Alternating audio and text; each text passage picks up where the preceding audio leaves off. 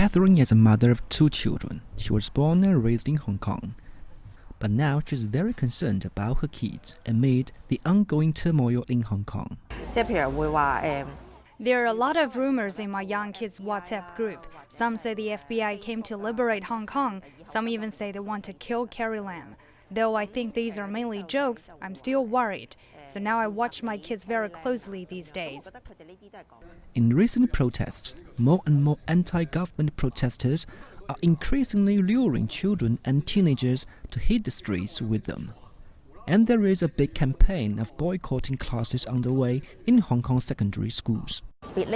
Especially in recent years, the politicization of Hong Kong's education has been getting worse. Politics have penetrated schools and classrooms. It prompts a lot of teachers to act unprofessionally in classes. Catherine's son, Brian, is 12 years old.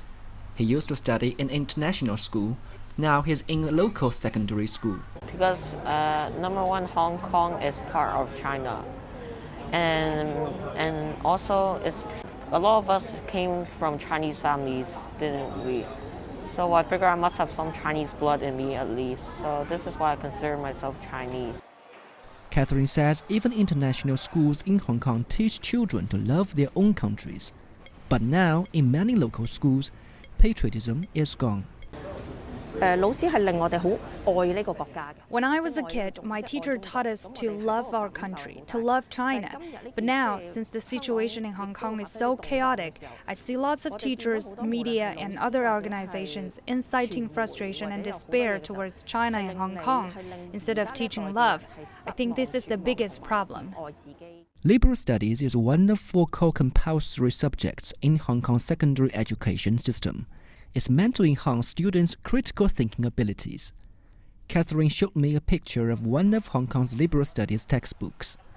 In the cartoon, it tells students that all street food in China is unsafe because China uses extra antibiotics in its poultry industry. It will cause incurable diseases. I think most parents are concerned about the teachers being biased.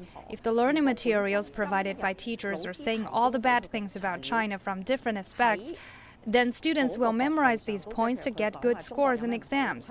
This is what I call brainwashing.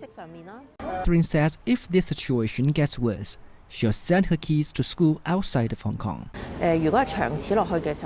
If this continues, it will affect my kids a lot, and I won't let them study in Hong Kong anymore, because it will obstruct their healthy future development. Catherine hopes Hong Kong can return to its normal path for the sake of its own people and her family.